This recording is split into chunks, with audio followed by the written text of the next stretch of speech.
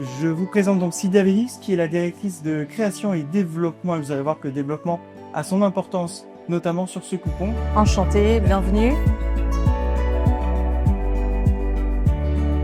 Il y a un petit peu plus de 2 ans quand même maintenant, on avait identifié que il y avait une tendance émergente, que ce soit dans les poupées ou dans d'autres catégories, des enfants qui souhaitaient vraiment plus de réalisme dans les valeurs de jeu. La première chose sur laquelle on a commencé à travailler, c'est le visage, puisque chez Corolle, tous nos visages en fait sont exclusifs, c'est-à-dire que c'est nous qui les dessinons, qui les gravons.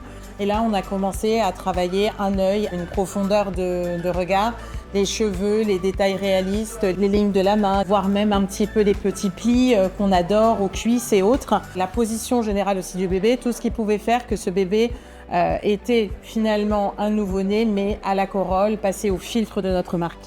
Et dans la sélection de tout ce qui compose l'œil de la poupée, on a vraiment cette connexion avec le bébé qui fait qu'on a l'impression que Rose vous regarde. Et Rose a une particularité, c'est qu'on a souhaité la lester. La manipulation est tout aussi facile, mais toutefois, on a une responsabilité entre les bras. Quand elle va la porter, les enfants vont être très délicats et ils vont se dire « Waouh, il se passe quelque chose ». Pour l'équipe création et développement, la naissance de Rose, c'est un aboutissement.